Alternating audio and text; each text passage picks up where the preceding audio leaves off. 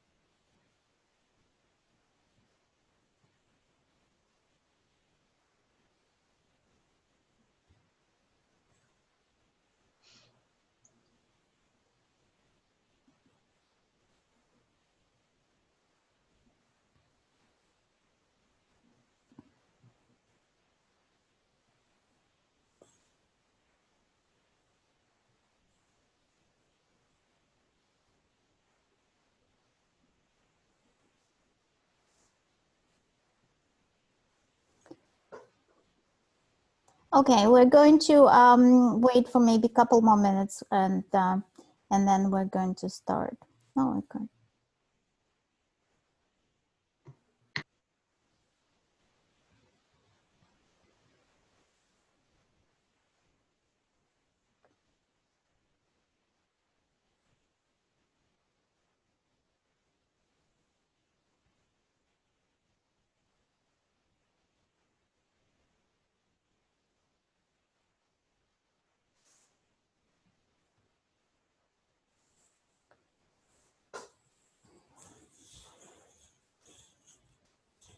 Okay, all right. So, welcome.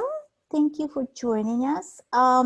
We are starting our second class of methods, and last time we kind of did a little bit of an overview and introduction, and then today I'm going to first kind of hear you out about the readings that you've done, and then we're going to move towards the next topic, formal analysis, and talk about that. So that's kind of in a nutshell what we're doing. Okay, so first, and I'm going to try to keep it like us all together rather than break you into groups, see how that goes.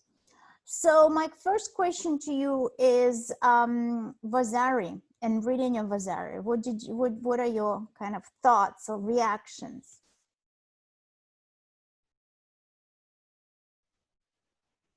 Just start talking. He loves to idealize any artist he talks about, like especially with like the reading of Giotto. It's very clear that while he doesn't think Giotto is like this perfect artist, he sees him as like in order to be an artist, he needs to be like above everyone else. He needs to have a God-given talent. He idealizes the individuals he talks about. Okay, so he idealizes the individuals, really. It's not just an artist, it's almost like a God-given talent, someone who's so good for his time. What else? Like, I'm looking for anything like interesting, strange, exciting.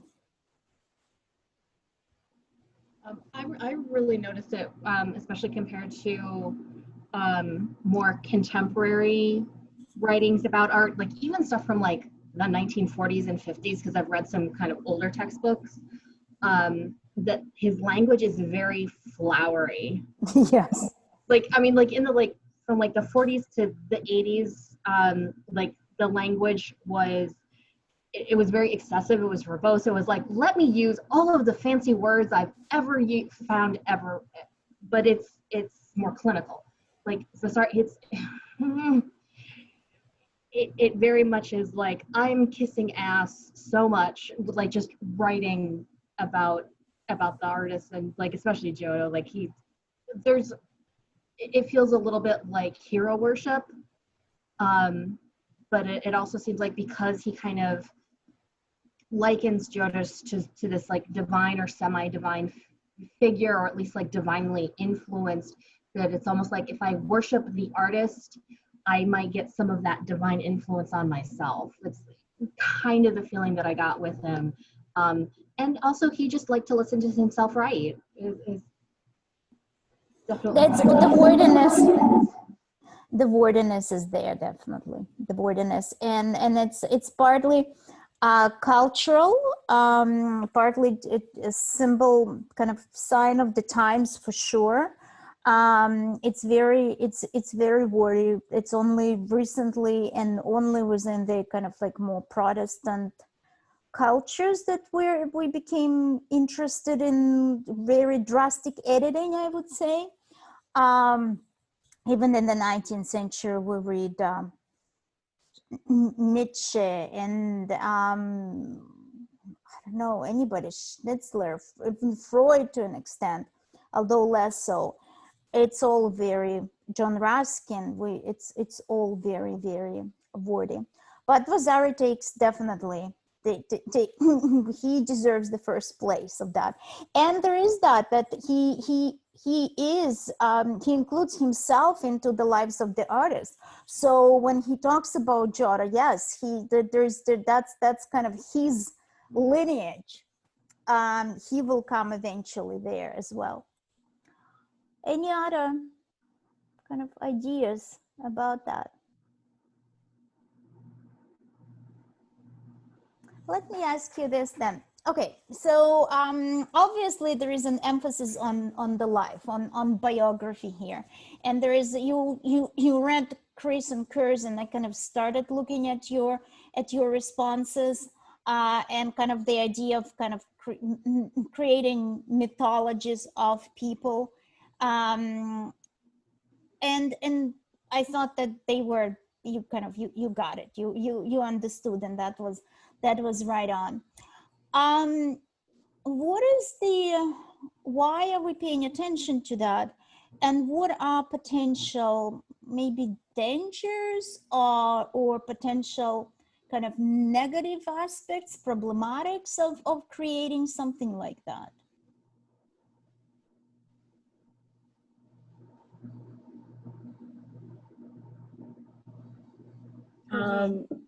My like Rachel, contemporary example, oh sorry. My contemporary example was Jackson Pollock's life, and how we do a lot of what Chris and Cruz like talked about, and like idealize his life, and like he was such a revolutionary for the medium. But then like, I mean, most of us know as art history students that he was abusive and a drinker and not a nice person, and that's like falls along for a lot of artists that we know of. But to the naked eye, or someone that just is like looking at a painting in a museum for the first time, they might not know that information. So a lot of these artists are like put on a pedestal even though they were not the best of people, and that's very dangerous. Okay, so they put on pedestal as, so I think it's important to kind of to say that we often put on pedestal people and not artists. So for example, anybody, we think of Jackson Pollock as a great person and great artist. And while he can be a great artist, he may or may not be a great person, but we tend to equate the two as a society. And I think that's one of the kind of problematic issues here, right? So it's not that it's not necessarily that thinking of someone as a great person as a great artist is a problem. It's kind of bringing the two together is may potentially be problematic. What else?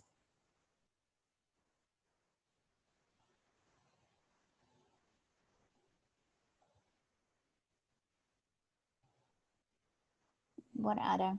Why is it, yeah, Una. I think that it might also be dangerous because they talk about how like the artist is often compared to God, and like that can give people like a God complex, like especially if they achieve like great fame like from their art. Like it kind of takes away, I think, from like the purpose of the art itself, and it kind of becomes like a narcissistic like outlet, I would say. That's interesting. Okay, so I'll put that. Okay, so the kind of like a God complex, and almost that kind of this we're encouraging narcissistic practice, and I'll come back to that in a second. Una, you wanted to say something. I was actually going to say something kind of similar, but it's just kind of, I've always been kind of uncomfortable with like discussions and heavy weight put on like talent, especially innate talent, because it discredits any effort that people put into their work, especially if they've spent years studying or they had support from family and things like that. Like, I don't remember the exact example, but I remember one of the readings were talking about how one, Vasari talked about one artist and said, oh, he had a very pastoral life and he didn't have any outside influences. And it turns out his parents were like sculptors already. And so he had a lot of influence. And so there are ways these people learned and practiced and got better, and saying that they were given these divine talents or that it was completely innate kind of just wipes away any effort that was put into the work and kind of makes it seem lesser. Interesting. So do you think it makes it feel less remarkable because of the kind of like the God-given talent almost? Not to a general audience. I think a general audience puts a lot of weight in innate talent and thinks that talent is something to be highly valued, but I think it's something really bad to do to the artist because it discredits any effort that they put into it. So like, I know I put a lot of effort into like creative writing things that I do, and I started writing in like middle school, and it's so bad. I'm so much better now, even though I still don't like my stuff. But like, some people look at my writing and go, oh, I wish I could do that. And it touches a little nerve in my body that goes, I've been doing this for 10 years and it's still not good. Don't give me that. Okay, that's a really that's a good point. So that kind of there's work, and that idea of the kind of you're born with that talent completely negates that work. Yeah, Bethany. I totally agree with you, Una. I actually wrote about that in my blog that you know, talent is like, it's like being tall. You can be 6.5 feet tall and everyone's like, oh, you're gonna be great at basketball. It's like, you may have an advantage, but what's gonna make you great is the hard work, is the dedication to it. You know, it's like you can be the most talented artist, but unless you actually draw or paint or whatever it is that you choose to be as your medium, it's like it doesn't matter how talented you are. But Vasari really, like, to him is like, that's all that it is. It's God-given talent, and if you don't have it, you're SOL. And it's like, no, you got to work hard. You got to work hard at it. And like I've looked at like modern painters, one Gerald Brom, he does like a lot of fantasy art, and his art is amazing. And he was very talented, and he's published some of his stuff from when he was like 9-10 years old, and it's really good. But you can see the massive improvement that it's made because he did it every single day. And it's like, you got to do it like an athlete, they have to practice every single day. You don't practice and it doesn't matter. So, yeah. Okay, so yeah, so the practice, the idea of that the talent is not everything. The kind of the biography. So what do you think about the kind of the biography of the artist, or biography? Someone mentioned Phil, like I think Emily talked about George Washington here, and Ryan, you talked about graffiti art in yours, I think. So what is problematic about creating this kind of what do we call this movies, biopic, you know, like biography peaks? Is there some potential issue with that? I think it works in the long run, it occludes history. Like, it makes it hard to tell fact from fiction. And in the end, that's just like, it's actively working against the job of a historian. We can't accurately describe the past if there's just all this fantasy mixed in with it. Okay, so definitely there's kind of fact and fiction, and that gets definitely kind of collides together very often. Okay, that's true. Have we seen any other examples? Any examples of the films or any biographies that don't follow the formula? Because it almost becomes a formula, right? Where you think about childhood and how the person was talented from their early childhood, and then it develops, and there are obviously some difficulties, and then they become famous, etc., etc. So have you seen anything that kind of doesn't follow that?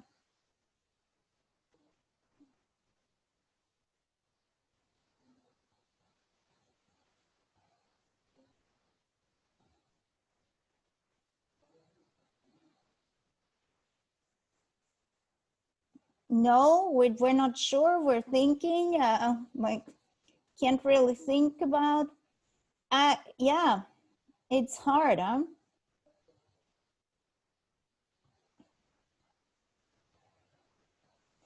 There's in terms of what popular culture produces, I can't really think about anything that did not follow the formula of this kind of idea of innate talent, but also difficulties, overcoming difficulties, but kind of overall kind of that positive end.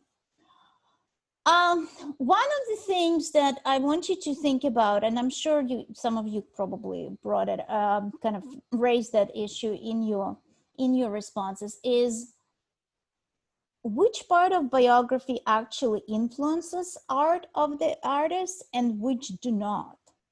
Like, how we seem to, what Vasari is the first one to really kind of think about life of the artist and art of that same artist as being one and the same. And I'm going to just to tell you from my own reading. So do you know Amy Tan, who wrote the Joy Luck Club? And then there was a movie. She's like an American writer who came from Shanghai, from China. She was born here, but her parents. So she writes about kind of this, the Chinese diaspora. And she's well known, and her books are studied in universities and schools. So I read her, like her autobiography. I'm reading that, and this is what she said. She said that she was giving a reading in one of the bookstores, and while she was waiting for the introduction to end and everybody to gather, she looks around and she finds cliff notes. You know, those notes that you have when you study, and you need you need like very precise, very quick, and like spark notes, very quick information to write an essay. So she sees cliff notes, and she sees cliff notes on herself.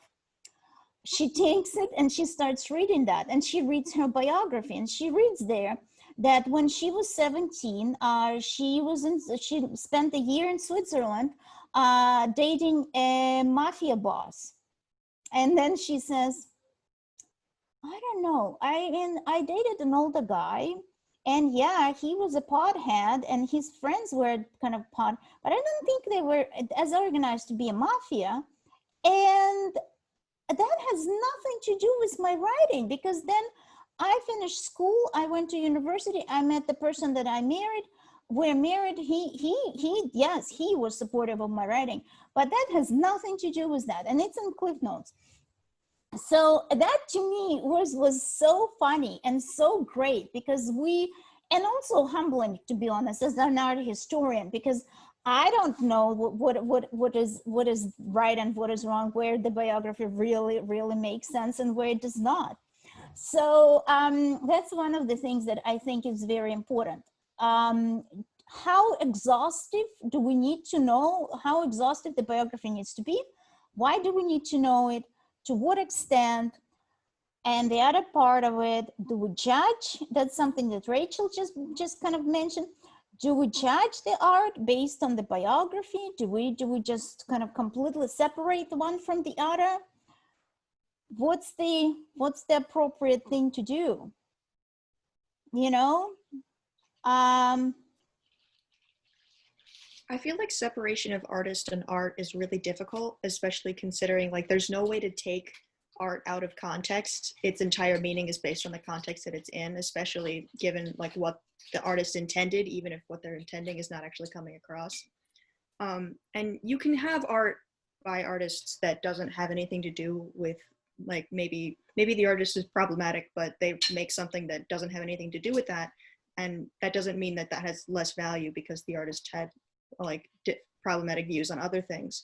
But it does mean that you have to look at all of their work and understand what influences they had, and even if they're not trying to make a point about something, that point might be in there, Right. whether they intended it or not, especially because we don't see our own biases. We just, especially with like writing and art, it's you put the world as you see it or as you think it should be, and maybe your view isn't going to match your reader's view. So you get stories like Harry Potter and Twilight where now we understand that the authors had issues. You can look back at the work and go, oh, there it is.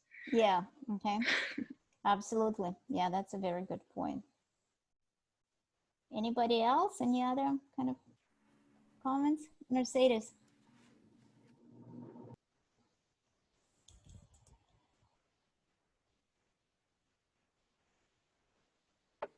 Oh, Sorry. yes. Okay, got it. Unmute. I think it's also important to think of the biography itself as a work of art and separate from the artist itself, because it's the author's art as well.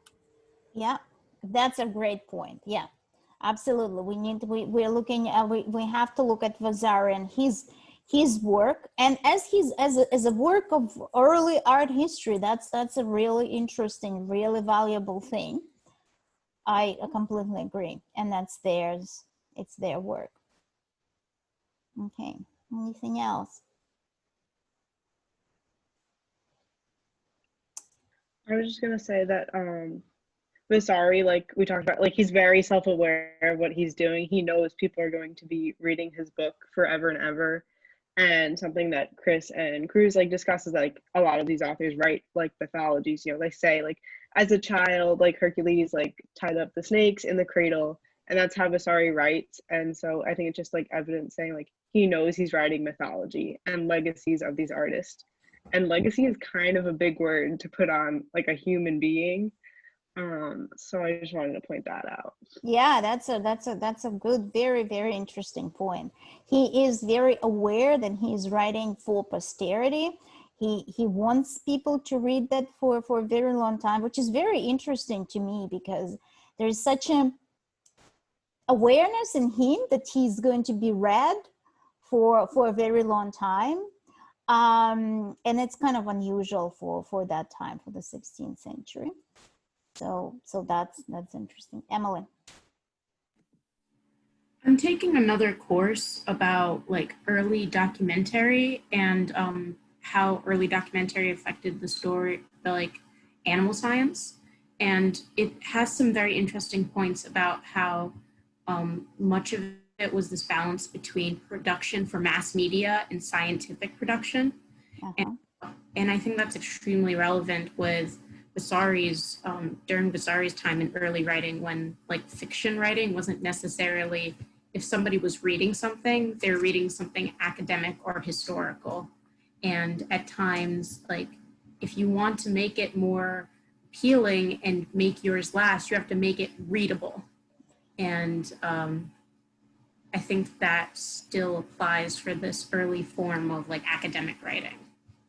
That's interesting because it kind of touches upon genre, right? What is he writing? And what is it, like biography of artists? Is that a scientific writing? Is this something that is kind of like almost like a popular culture biography, what we would consider popular culture biography? So and that is actually, and then hence the audience. And yeah, I think he's trying to, I want to say popularize it, but at least make it accessible to people so people can read that. That's true. All right. Okay. So I'm going to, if that's okay, move on. I've got something in the chat. Oh, same. Okay. So not nothing that needs immediate attention. So what I want to do now is kind of move on to idea of formalism and Wolflin and Clement Greenberg. Today more so Wolflin than Greenberg, and kind of think about this, and then go into kind of more kind of formal analysis as I would like you to do. So Vasari tells us in essence that people, artists, determine what art is, and patrons. But Wolflin comes to that from a very different point. And the big question that we're going to ask this time around is how is it that styles change? What makes styles change? What makes early Renaissance to become high Renaissance, or high Renaissance become Baroque? What is it? And of course, the answer is very complex, but we're going to kind of look at what Wolflin is saying about that. Now, we are also migrating from large concentration, kind of complete concentration on the life of the artist, to concentration on the actual work of art. And we're going to see that he is looking at the work of art itself and the work of art only. So the biography, the artist's influences, all that is pretty much gone. We are completely in the work of art and how these works of art changed based on the style. So the word style for us becomes incredibly important. All right, I'm going to share screen and hopefully start my presentation.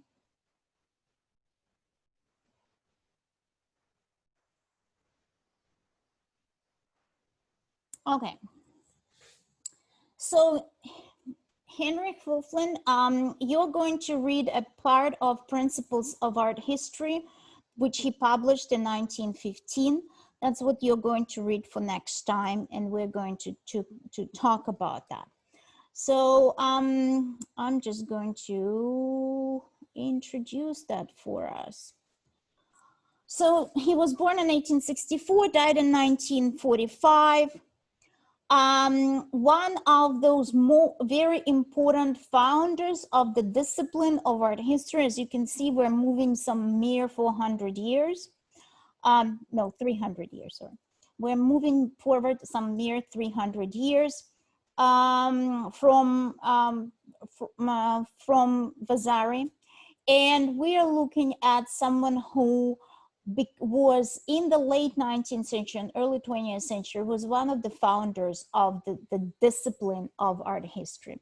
So he studied art history and philosophy in Munich, Berlin, and Basel. The art history as a discipline grew out of mainly philosophy. So most of the professors who were kind of in charge of developing art history, they had, the background was in philosophy, and they kind of branched out. In 1897, he became the chair of art history in Basel.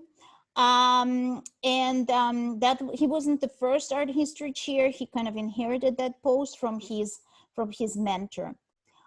He taught in Berlin, Munich, and Zurich. In all these places he was an art historian. And he's credited with the invention of the method that we use to this day. Two images projected side by side. So you're way too young. You don't remember how we taught or studied art history before PowerPoint. There was such a thing as a slide projector. Hopefully you know what that is. If you don't, yeah, okay, Bethany, thank goodness you're here. So if you don't, search it. Not right now, but later. So we had. I'm from the 80s. I remember. Yeah, you remember. So there were slide projectors. Usually it was like this carousels of slides. But anyways, so the idea was to show not one image, which was before, but two images side by side, so you can compare and contrast. And that's how I teach. I almost always have two images, so you'll see even now. And he was the only one. Now, the funny thing is that he used an early version of the slide projector, which was called Magic Lantern. And that Magic Lantern was very dangerous for a while because it would spontaneously ignite. So when he started, everybody discouraged him, but apparently Magic Lantern, by the time he started around 1890s, Magic Lantern became less dangerous, so it was okay. And that's how he started teaching and showing his slides. Apparently he was great at teaching. Okay. So he works within the framework of the philosophy of Hegel, in the sense that he talks about kind of the spirit of the time, that Hegelian philosophy, the world spirit expresses itself through people. So that's where the kind of the change of style comes in. And Wolflin says, what is during each time period that determines every style? So obviously he talks about people get bored from every style, like it's repetitive. But then he also, and this is part of the Wolflin that you're not going to be reading, and it's very confusing, and it doesn't seem like he's actually understanding, because he goes in and out. He talks about people determining what style it is and kind of creating it because they're interested in something new. And then he turns around and says, well, the style itself, the spirit of the age creates new style without actually crediting the people. So there's kind of like this wishy-washy, quote unquote, feeling that you get from that. But in essence, he's asking and he's struggling with that. And he doesn't, there's no answer to that in his work. He's interested in architecture and arts of the period as expressing kind of that single cultural spirit. So he's a modernist in this way, where he's saying, okay, each time period can only produce one innovative, interesting style, right? It can be 2 or 3 at the same time. There's no way. Which, you know, that's how we see it. That's how we study art history up to about 1950s, 60s. Is it true? Probably not. Not necessarily. Things coexist, etc. Okay, so what you're going to read is the kind of comparison between High Renaissance and Baroque. And these are 5 pairs of opposed visual concepts for analyzing the phases of the cycle of Renaissance style. So essentially, he's trying to compartmentalize, create a system where he says, these are the 5 pairs of 5 points of comparison between High Renaissance and Baroque, which if you look at, you know, this is High Renaissance, this is Baroque, and this is how it changes. So, and he does it again only on the base of looking at the works of art. So I'm quickly going to go into that, this is the introduction. I want you to kind of to be aware of that as you read. So the first one is the linear versus painterly. And this consists between kind of contrast, this is what he says, between the tangible and intangible, the limited and the limitless. And kind of like shifting of the semblance. And in order for me, it's in the article, so don't, and I'll post it online, so you don't have to write it down. This is the example for that. So, so this is considered to, this is the older one. This is the facade of the Santi Apostoli in Rome. And this is the kind of the newer one. This is the Baroque. This is the 17th century San Andrea del Valle in Rome. So this is, he considers this facade to be linear and this one to be painterly. And he thinks about it presumably through lines and how it's composed. So here we can see that there is a very clear division, but there are also empty spaces on the facade, while in the 17th century one, it is much more, first of all, it's much more 3-dimensional, and it reminds us of a thick paint. It's all kind of covered. There's no empty space at all.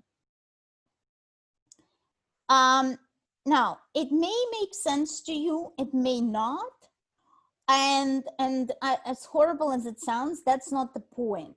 The point for you is to kind of to get what is the method that he's using, and it's not necessarily exhaustive, or it's not I mean, you will see it's not necessarily extremely convincing.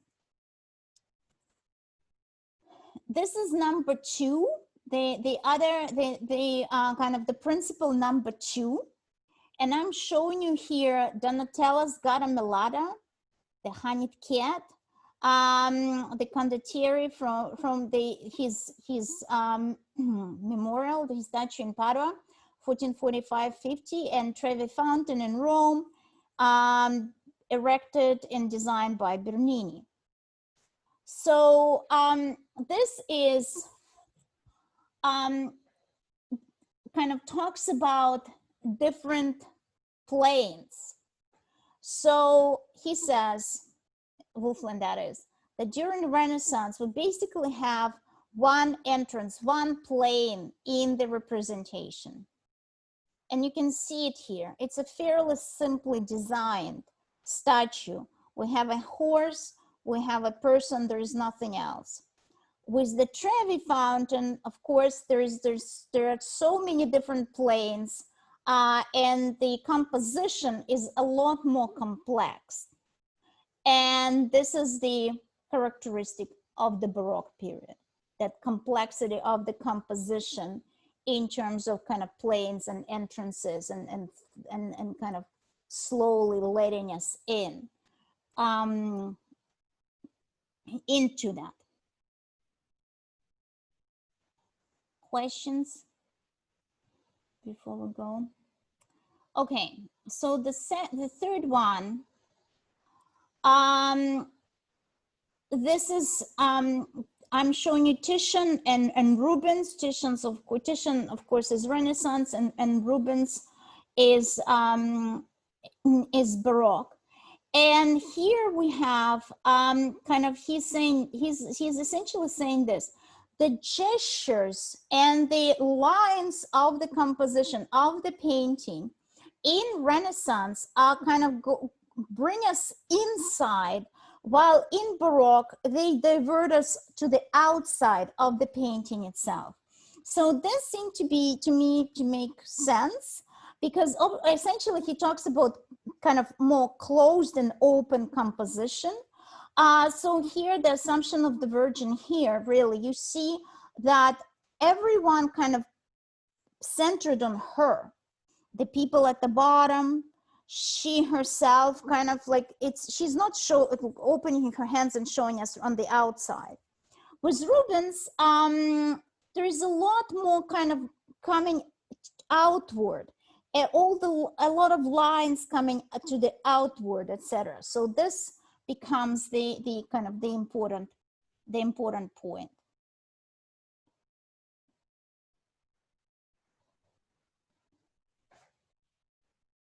So this is the idea of multiplicity and unity.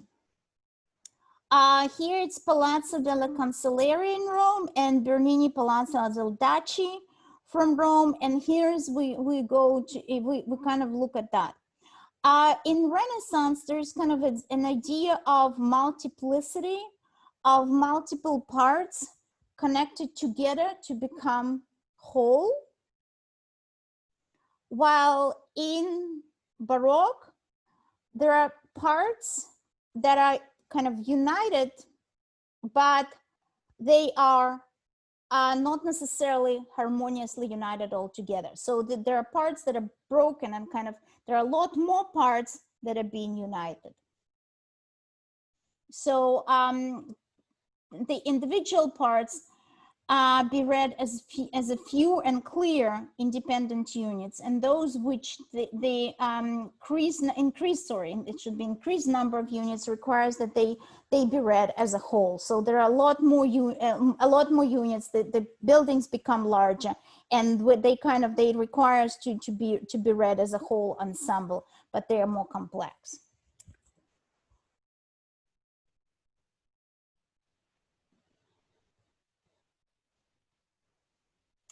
So this one is even like people who study Wolfland. This is the fifth one, and I'm showing you actually the concept itself, because even the people who study Wolfland, they are not completely sure what he means here.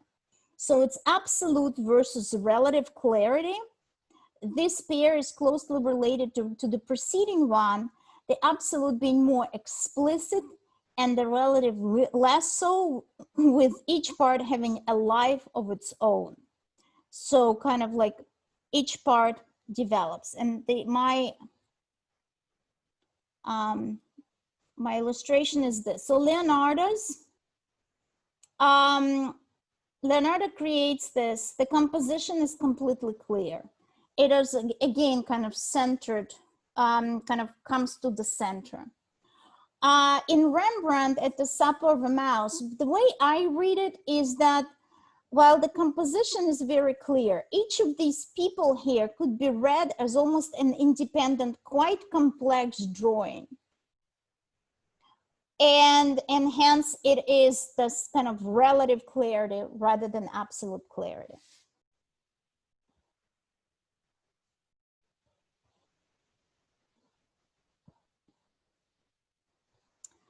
So what does it all mean? So there's a kind of very clearly defined characteristics. And he also defines those characteristics for each of the Renaissance period. So there's Quattrocento, early Renaissance. This is his hierarchy. The High Renaissance and the Baroque. And he always talks about the fact that there is no kind of increase in quality. They are all equally good. And Vasari actually doesn't say that. Vasari is about kind of increased. The High Renaissance is much better than early Renaissance. And Wolflin is always again saying that kind of there is a cycle there of bud, boom, decay. They are all kind of, each style has its own kind of development. The styles do not develop kind of next to each other. So each style has early kind of epitome and then kind of like going away type of thing.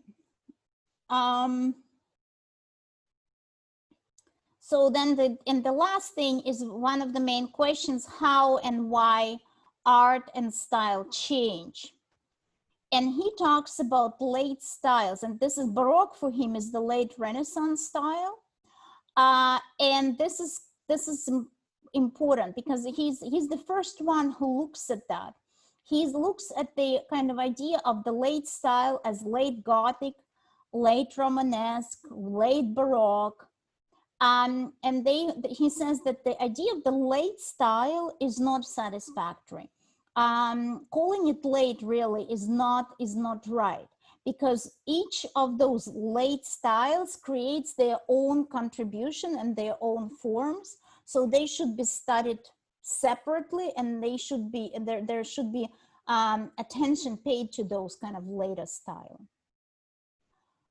And as I said, he constantly vacillates between why forms change, is that it's internal, kind of forms change, spirit of the time, or external people change, history changes, forms change.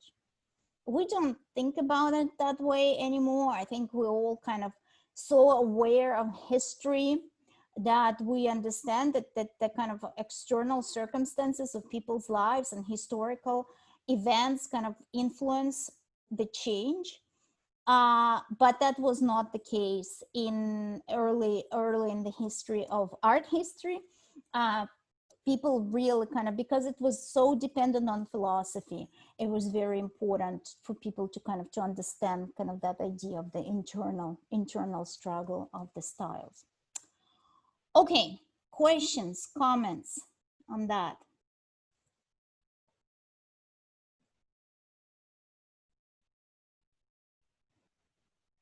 Anything else?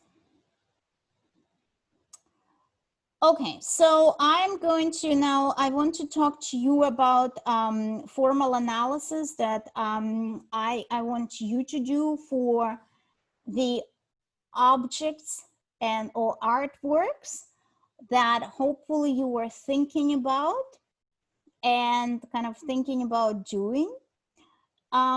So let me show you what I have here, and then I want to go around and actually hear out what you want, what is it that you want to do for your own project.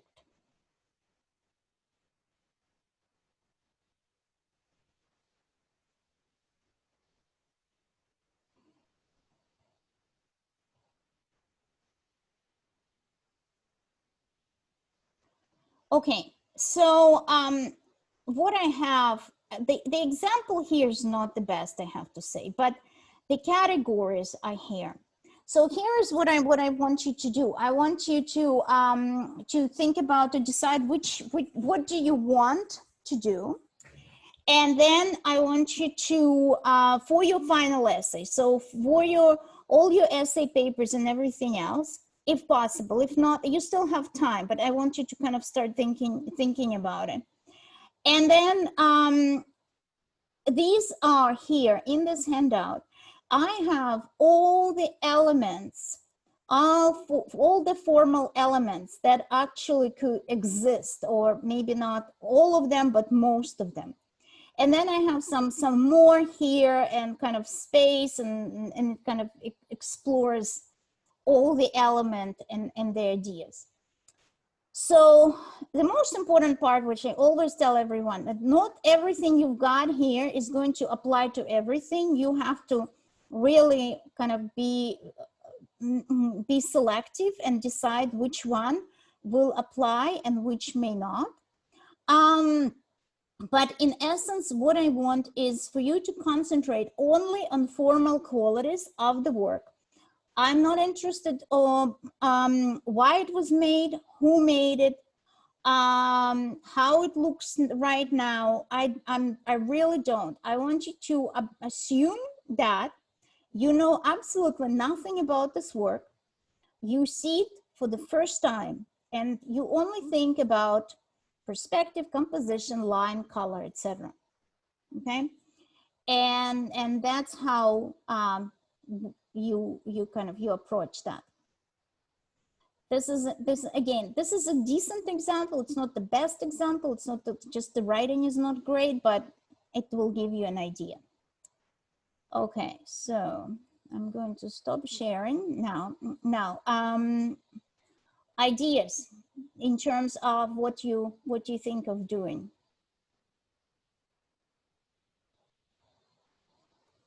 Una?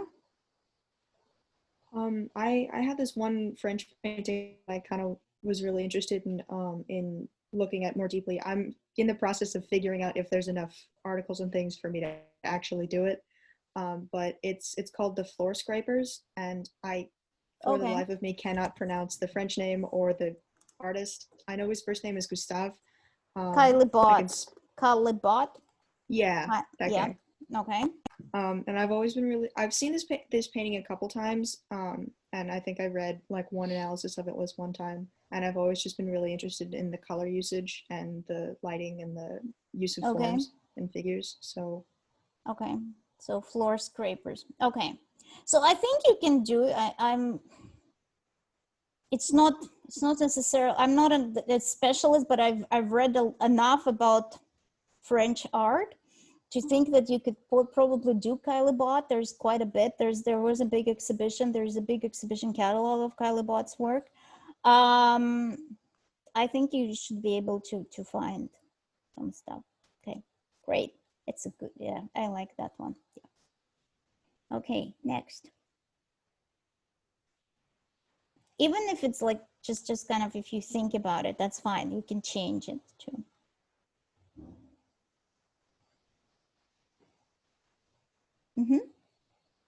Emily, just. I was thinking about doing Pierre de Hooch's A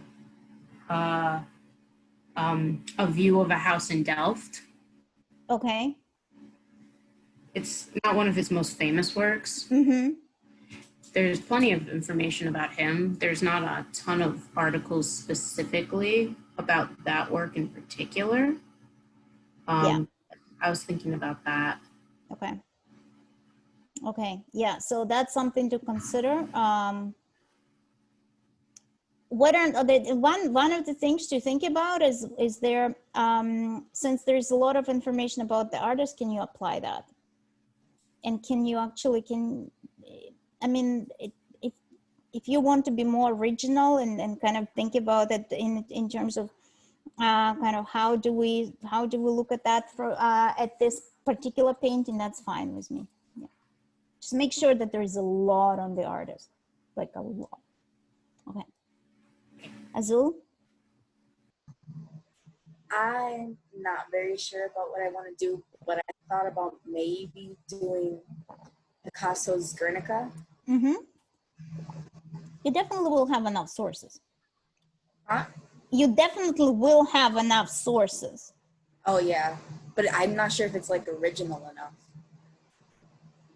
it doesn't have, for this project, it does not have to be original. It has to have a lot of sources, because what you're going to be doing is going to be original. Okay. Kind of the questions, the application of the theory is going to be original, so that you don't, you really, you want something that's been done and researched for that. So that's good. Okay. Bethany. I think I said it, but I'm gonna do the Damsels d'Avignon because I know that there is a lot of research on it, and I'm very interested in Picasso's influence from the African mask that he borrowed, Yeah. and just like his influences.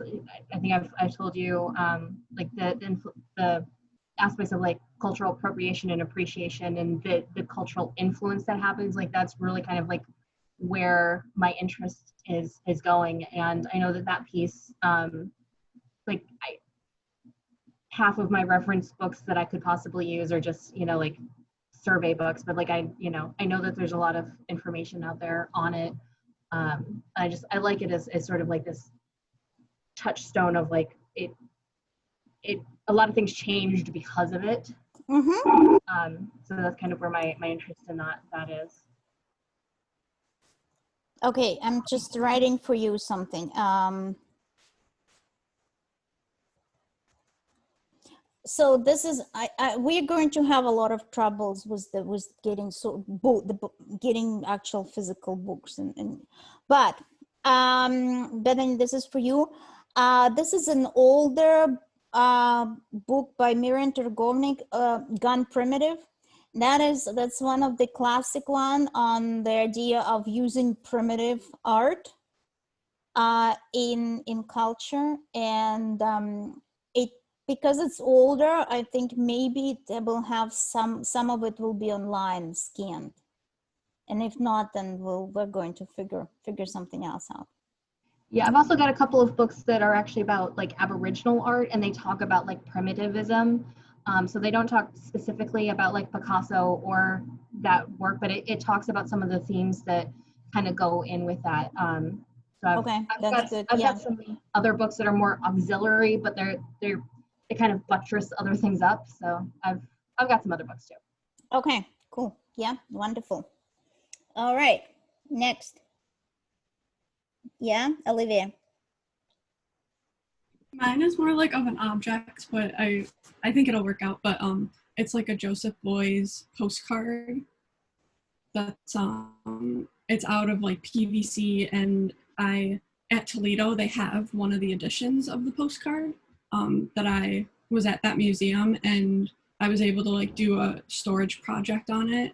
And I think I can focus more on like Beuys himself and like artist intent, because he had very specific intent with like letting it degrade the way it naturally does, which I think is interesting, that he doesn't want a ton of intervention on certain things.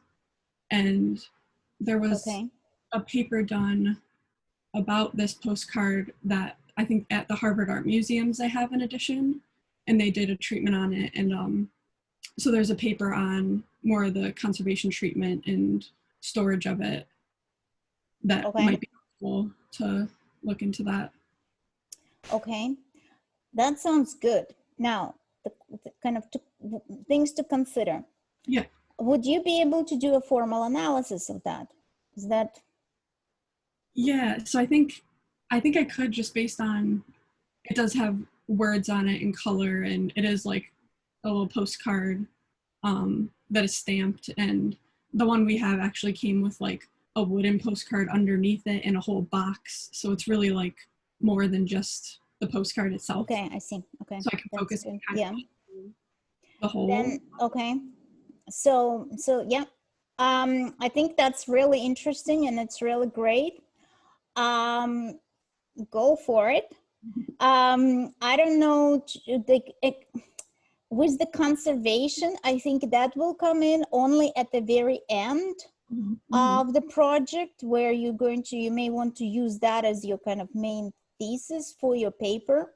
The rest of it is going to be kind of biography of the artist, formal analysis, reception, etc. So just be ready for that. But I think, yeah, if you have like, it looks like you really know that object, so that's great. Yeah, Cool. Sounds good. Okay, so just start researching Joseph Beuys as much as possible. Okay, next. Mercedes.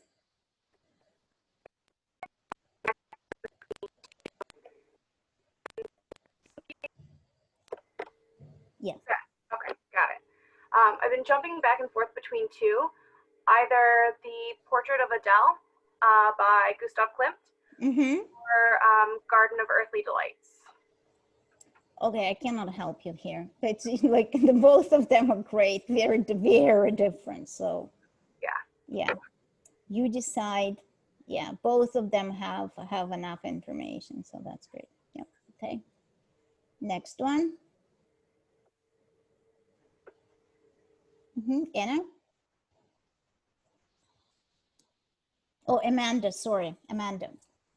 I'm thinking of doing Botticelli's Primavera. Okay. Yeah, that's good. Have you done some Renaissance art? Like, have you taken something like that? Do you have background? Not much, but I know some. Yeah. Because with Botticelli, there's so much. It's more of an issue of choosing, being overwhelmed or not, and choosing appropriate stuff. But yeah, okay, that's great. Yep. Okay, next.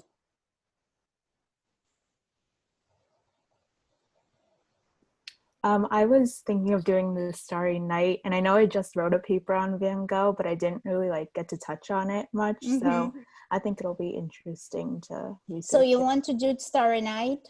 Yeah. Can I make a suggestion which you don't have to take into consideration if you don't want to? Okay. He made several Starry Nights, right? This is not the only one. There are a few others. I would maybe look at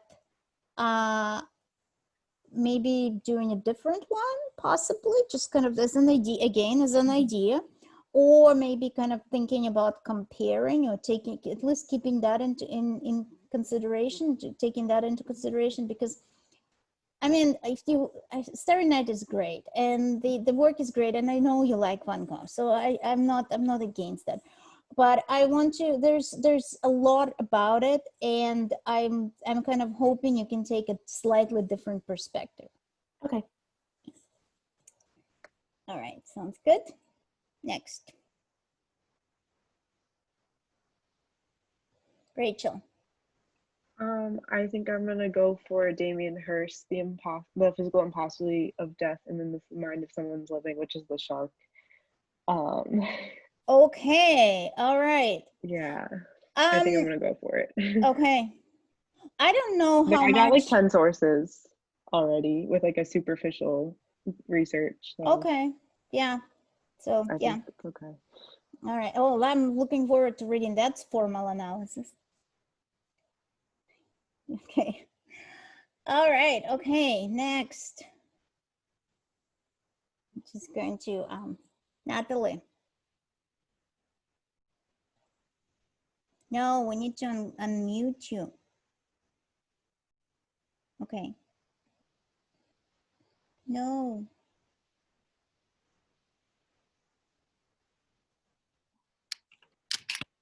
Yes, I think. Okay, good now? Okay, I don't know why my headphones aren't working, but whatever. So I'm torn between either Echo and Narcissus by John William Waterhouse or The Raft of Medusa by Theodore Géricault. They're both like kind of really different, and clearly one is by a French painter and one is by like an English man or American, but I think it's really interesting just like how fascinated artists were during the 19th and 20th centuries, early 20th century especially, with Greek mythology and painting naked women when, you know, women were supposed to be extremely modest and, you know, literally completely covered. So I think I'm gonna look into one of those paintings to be the object that I focus on for the semester, just because I find the juxtaposition of the societal norms with the artistry that was created to be really interesting. Okay. Waterhouse is going to be more challenging because of the sources.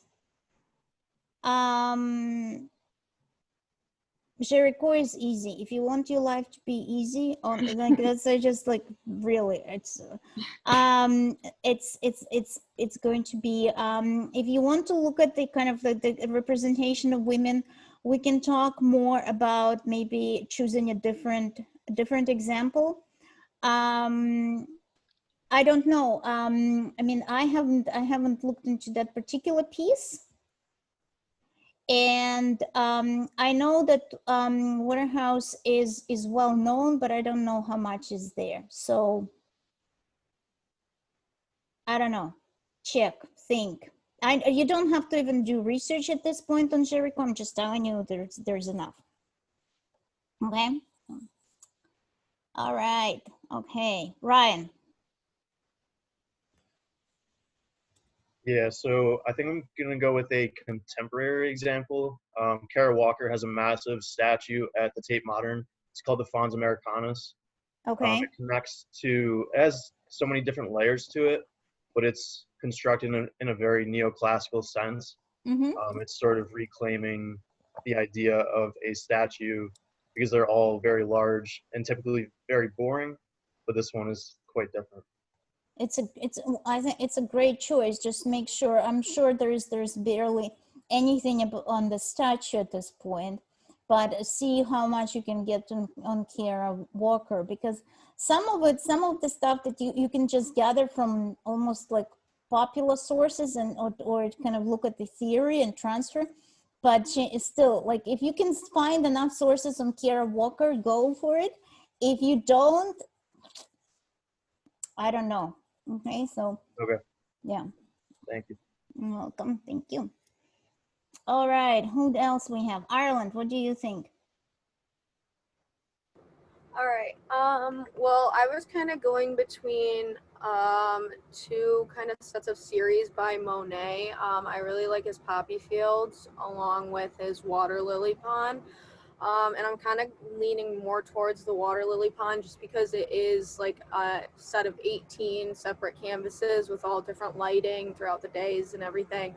And I kind of am very intrigued by the Japanese bridge and that aspect of the art in those. So Okay, so if you're doing that, you're going to choose obviously one that will be the center, right, and do formal analysis and everything else.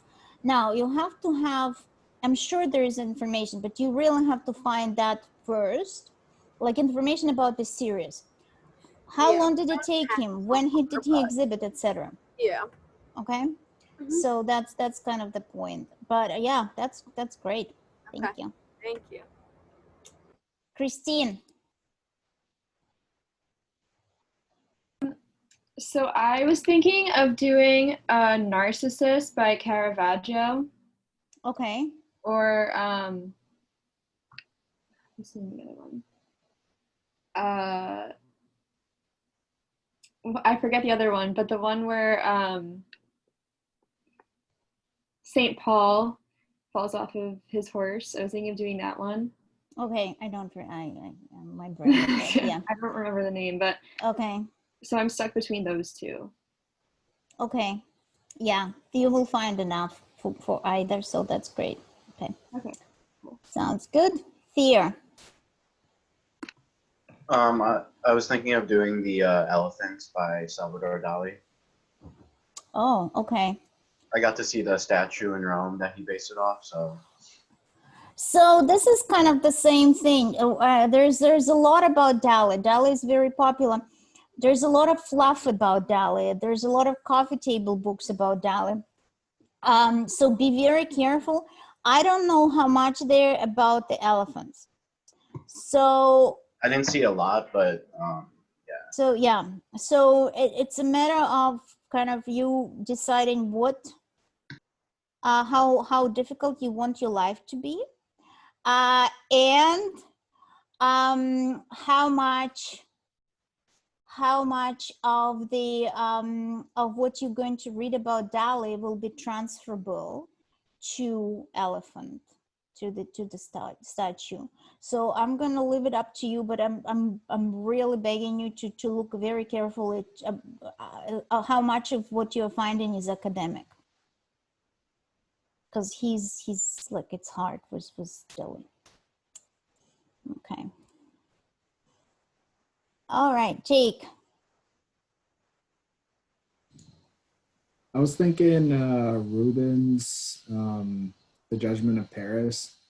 Oh, okay. I really like the mythology behind it, especially like the battle before Troy, or the stuff going on before Troy. It's interesting to me. That, and I really don't know a whole lot about Rubens, so I kind of want to go into that outlet. That sounds good. There's no, yeah, okay. And then you can actually, that would make it an interesting kind of, an interesting paper if you wanted to look at the history kind of behind that. And yeah. Yeah, like the mythology and. Yeah, mythology and how that mythology kind of applies to the contemporary time of Rubens. And yeah, okay, perfect. All right, so couple of things now. Where do we find the sources? I have to say that our library, our Milne Library, our wonderful Milne Library is a mess right now. I was trying to figure out how to, I think, did I email you? I ended up emailing you how to get to ideas. Yeah, okay. So I believe that may be wrong, because I don't know. So, but I refuse to deal with that. I'm only going to send you to the Milne to look to find databases such as JSTOR, because I really don't know what else you can find. It changes on me. So the wonderful thing that we have is, Una? I just wanted to say that there's this one thing that I found, or that I was shown by my dad, that's the Metropolitan Museum of Art has this thing called the Heilbronn Timeline of Art, I think it's called. And it's like you can search a painting and it will give you a bunch of essays that were written about it. Yes, yeah, that's great. I'm going to, if you don't mind finding that and send and just posting it on chat, that would be great, because that's a very good one. And they so waltcat.org gives you access. This is kind of probably the most exhaustive search engine that we can get. It's better than JSTOR, except JSTOR only has articles and this has everything. Oh, thank you so much. What is it? I can't remember how to pronounce that, but what Una suggested is great. It suggests you very decent essays. That's great. Now, another one is academia.edu. Is that what it is? Hold on, let me just check before I. Yeah. So with that, you need to register, but it's the register. It's free. Now, when you start searching, and if you find an article, then I think some type of AI is working, and it also suggests you other articles. Most of the articles that you will find are full text, so you can actually download them and read them right away. So highly recommended. If you for some reason cannot register, let me know and I will search for you. Anybody, well, JSTOR is great. All the databases, the rest of the databases that our library has is okay, but I think, but just know that no database, even WorldCat, is exhaustive. They all have different things. There is no universal thing. Now, if you are working in the modern and contemporary realm, email me because I have books that I can scan for you. If you're working in the Renaissance and Baroque, you can try Professor Bosch, and she may help you or direct you somewhere. So I don't, and nobody here goes like kind of decided to do anything medieval or ancient, so we're good. Anything else? Any other ideas? All right, so I'm going to go back to Canvas for a second.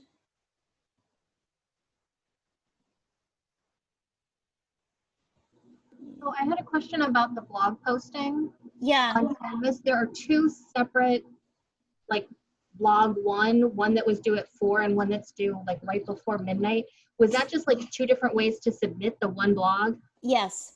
Okay, I thought so. I wanted to make sure. Yeah, I'm sorry. I think it was Emily who emailed me saying I didn't do perusal. How do I submit? And I created that other one. Okay. And I'll do the same for the for the one that is due next week. So if you are not doing it through perusal, you can actually submit it that way. Okay. And the week 2 is due next week, not today. I also got a couple emails because I think I confused things in perusal as well. All right, so I'm going back to modules.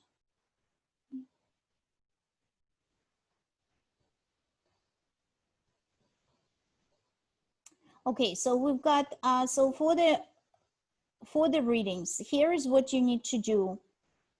Everybody can see my, my screen? Yeah, okay. So we're reading Clement Greenberg, Abstract Representational and So Forth from 1954. We're reading the Principles of Art History by Henry Wolfland. They're here.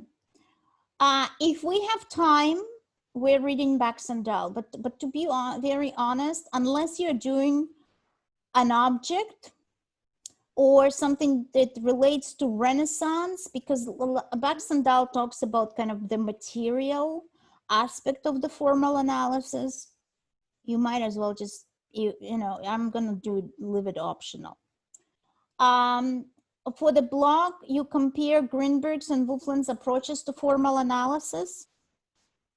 And in addition to Greenberg, Clement Greenberg, and your reading, I'm going to, I have some stuff here. So Clement Greenberg, just so we understand, Clement Greenberg is probably the best known and most influential art critic of the 20th century. If you've seen a film Pollock and if you studied abstract expressionism, you probably have heard of Clement Greenberg. He is a great proponent of modernism, that kind of like 1940s, 1950s idea of abstraction and kind of modernism related to abstraction. So on Canvas, I have Larry Poons, who is an artist, talking about Greenberg here for you, just a few minutes, kind of like, because Greenberg is also, the part of Greenberg is his personality, and to what extent he's authoritarian and really kind of do what I want and how I want. So he's quite interesting as a person. I have this PowerPoint here, which I used to teach, and this is great. It gives you like background on Greenberg. So before you read anything, I would start with that and look at Greenberg and kind of how he approaches art, at least most of it. This is optional if you want to. T.J. Clark is another art historian that we're going to read. He's a social historian. He uses social approach to art history. So hearing them talk is quite something. But again, this is about half an hour. It's optional. It's up to you. If you're interested in spotting Jackson Pollock fake, that's for you. Okay, so and then there are 2 videos on formal analysis and art history. I recommend that you do that. Your formal analysis is due on the 17th, so fairly soon. So I suggest, and the 17th is, so what I would do actually, here's my idea.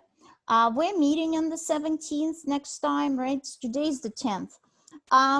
So I'm going to actually move the deadline to the 18th. So on the 17th next time, we're going to, if you have questions or if you want to talk to me after class about your formal analysis or whatever you need, let's do that. And then you will have a day to work on whatever changes you needed to make, if you needed to make, and then you submit. Okay, does that make sense? So on the 17th, we're going to, you don't have to submit, but you have to have a draft by then. And that's about it. That's all I've got. So if someone wants to talk to me after this, let me know. I'm sorry I did not create the sign up. I will, I promise, by next time. Just, you know, let me know. Just that would be a good time to tell me that you do. If not, I have my office hours, and I will say goodbye. Yeah, okay. All right, okay. You have a good weekend. I will see you next week. Real quick, Professor. Yeah. So I'm doing the Pieter de Hooch work, and I was considering doing it because I've done minimal research on Vermeer and I kind of wanted to stretch out. Would you think it would be better to do a more popular artist? Yeah. Okay. To be honest, for that, yes. Because you're applying different methodologies. You want something that is, you want as much information about this work as possible before you start applying your own kind of methodologies and then drawing your own conclusions. So if you are interested, I would definitely do like something like Vermeer rather than. I thought about it and I knew that was an option. It was in the back of my head. I just wanted to ask you about it. Yeah, no, that sounds good. And it's why I'm asking, because I don't want people to spend hours and hours and then get frustrated and then have to choose a different topic. That's cool. I'll just switch to Vermeer. That's not a problem. Okay, sounds great. All right, have a good night. Bye, Emily. You too. Bye.